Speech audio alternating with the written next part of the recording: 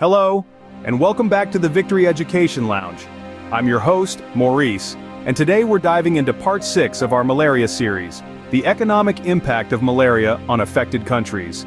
This is a crucial topic that sheds light on how malaria isn't just a health crisis, but a significant economic burden for nations, especially in developing regions.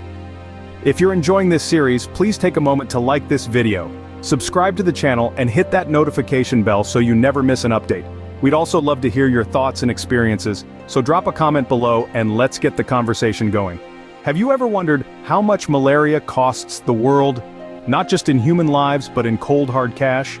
Well, the answer is staggering. Malaria is more than just a health crisis. It's a significant economic burden, especially for nations in developing regions.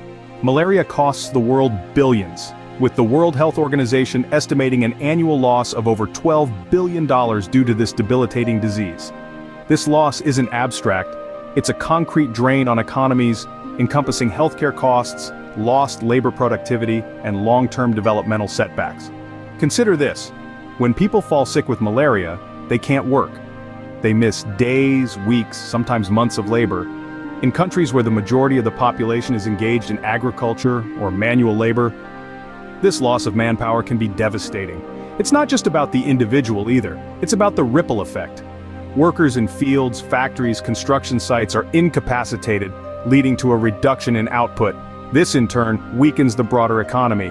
And it's not just the adults. When children miss school due to illness, their education suffers, limiting their future job prospects and perpetuating a cycle of poverty. The long-term economic impact of this disruption in education can't be overstated.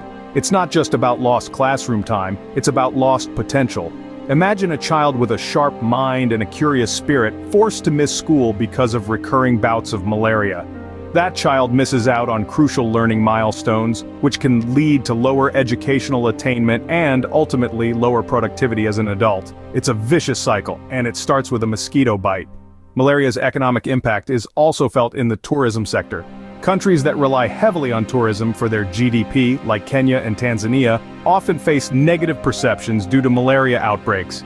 This can lead to a decline in international visitors, affecting not just the major resorts but also the small local businesses that rely on the influx of tourists. As we can see, the economic cost of malaria is vast and far-reaching. It's not just a health issue, it's an economic one, it's a development issue, and it's a challenge that we, as a global community, must tackle together. But what does this cost look like in specific regions? Let's take a closer look at Sub-Saharan Africa. Here, the economic impact of malaria is particularly pronounced. In countries such as Nigeria, Ghana, and Kenya, malaria has established itself as a ruthless adversary to both people and economies. The disease is so widespread that it is estimated to reduce the gross domestic product by 1.3% per year in these regions. While this might not seem like a substantial figure at first glance, for economies that are already grappling with numerous challenges, it's a significant blow. Now let's break down that percentage into tangible costs. Billions of dollars are funneled annually into healthcare costs, medication, and control programs aimed at combating malaria. These are funds that could otherwise be invested in infrastructure, education, and other essential areas of development. For instance, Nigeria alone spends roughly $3 billion each year on direct costs associated with treating malaria. Imagine what could be accomplished if those resources were instead channeled into improving roads, building schools, or enhancing the healthcare system to manage other health conditions. It's a vast opportunity cost that these nations incur due to the persistent presence of malaria. And it's not just the economic figures that tell a story of loss. It's also about the human potential that is stifled by this disease. When a significant portion of a country's workforce is regularly incapacitated by malaria, productivity declines. This leads to a reduced output in sectors such as agriculture and manual labor, which are often the backbone of these economies. Moreover, the ripple effect of this burden extends to the households of those affected. Missing days, weeks, or even months of employment due to illness can push families deeper into poverty, creating a vicious cycle that's difficult to break. So, when we talk about the economic burden of malaria on Sub-Saharan Africa, we're not just talking about dollars and cents. We're talking about the stifled potential of nations, the perpetuation of poverty, and the significant hindrances to development. the economic burden of malaria on Sub-Saharan Africa is a major hurdle in the region's journey towards development. Malaria doesn't just affect the health sector, it has a significant impact on tourism as well. As we know, tourism is a vital economic driver for many countries, especially those with rich cultural heritage and natural beauty like Kenya and Tanzania. However, the specter of malaria can cast a long shadow over these tourist hotspots, causing a decline in international visitors. When tourists consider their dream vacation, they want relaxation, adventure, and the chance to immerse themselves in a new culture. What they don't want is to worry about contracting a potentially deadly disease like malaria. Despite the availability of preventive measures, the fear of malaria can deter tourists from visiting endemic regions. Take Kenya, for example. Known for its breathtaking wildlife reserves and pristine beaches, tourism accounts for roughly 8% of Kenya's GDP. However, during malaria outbreaks, the country has seen a noticeable decline in international visitors. The year 2017 was particularly harsh. A significant malaria outbreak led to a drop in tourist numbers, affecting not just the big-name hotels and resorts, but also the smaller, local businesses that rely heavily on tourist spending. From gift shops selling handcrafted souvenirs to local restaurants serving traditional cuisine, the ripple effect of decreased tourism can be felt across the entire economy. Similarly, in Tanzania, renowned for the Serengeti National Park and Mount Kilimanjaro, tourism is a major economic sector. However, the fear of malaria can turn prospective tourists away, impacting everything from safari tours to the local arts and crafts market. In both these countries, and indeed in many others, the impact of malaria on tourism extends beyond the immediate loss of tourist dollars. It also affects future investment in the sector, as a decline in tourism can make both local and foreign investors hesitant to invest in new hotels, resorts, or tour companies. In conclusion, the impact of malaria on tourism is multi-layered, affecting not just the immediate tourist experience but also the long-term economic prospects of malaria-endemic countries. Malaria's impact on tourism is yet another way this disease hinders economic growth. These nations are caught in a vicious cycle where the fight against malaria is not just about saving lives but also about securing their economic future. The impact of malaria extends beyond immediate economic costs. It has a profound effect on education and future workforce development. In regions heavily burdened by malaria, educational progress is often stymied by the disease. Children, who are among the most vulnerable to malaria, frequently miss school due to bouts of the illness. This results in a significant disruption to their education, creating a ripple effect that extends far beyond the classroom. Picture a child who must stay home because of malaria. Each day they're absent. They miss out on critical lessons, falling behind their peers in academic progress. The longer they are out of school, the more they miss, making it increasingly difficult to catch up.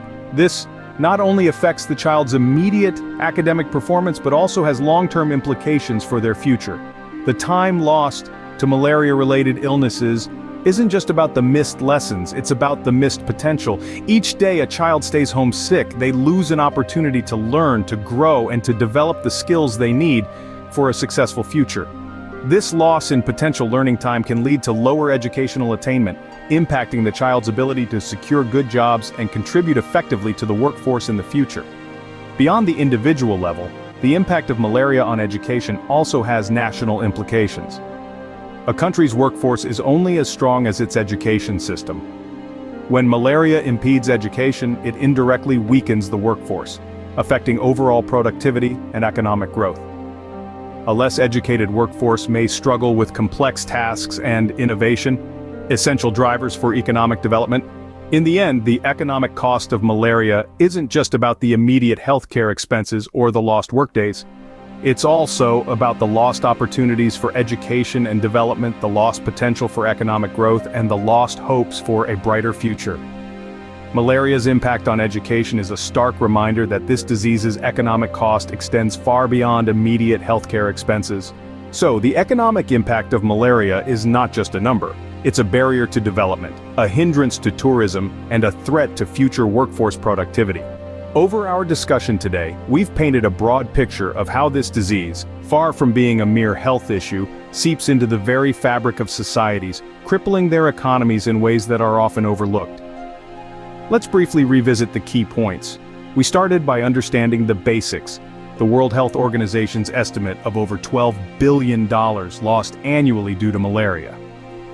This staggering figure encompasses healthcare costs, decreased labor productivity, and long-term developmental setbacks. We then zeroed in on the impact in Sub-Saharan Africa, where malaria is a leading cause of poverty. Countries like Nigeria, Ghana, and Kenya see a reduction in GDP by 1.3% annually due to the disease. This is a significant blow to economies that are already grappling with numerous challenges. The billions spent annually on malaria control and treatment could be redirected to infrastructure, education, and other vital sectors, accelerating the pace of development.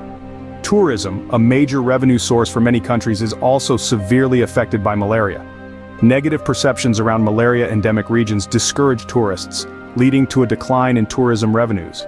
The ripple effect of this downturn is felt by large resorts and small local businesses alike. Lastly, we delved into the impact on education and workforce development. Malaria-related school absences disrupt the educational journey of children, leading to lower educational attainment and, consequently, a less productive future workforce. The loss of potential is immeasurable and far-reaching. In understanding the economic impact of malaria, we gain a deeper insight into why it's so crucial to combat this disease. It's not just about saving lives, it's about protecting economies, safeguarding futures, and breaking the cycle of poverty. The fight against malaria is a fight for economic prosperity. Thank you for joining me today in the Victory Education Lounge. If you're passionate about making a difference, I invite you to support the fight against malaria by visiting United to Beat Malaria. You'll find the link in the description below. Together, we can help save lives and create a healthier world. Every contribution, no matter how small, brings us one step closer to a world free from malaria. Remember to like, subscribe, and share your thoughts in the comments. Together, we can unveil the truths about malaria and join the battle to end this global menace. Disclaimer voiceover. Disclaimer. The information provided in this video is for educational and entertainment purposes only. Any health-related decisions should be discussed with a licensed physician. Always seek the advice of your doctor or other qualified health provider with any questions you may have regarding a medical condition.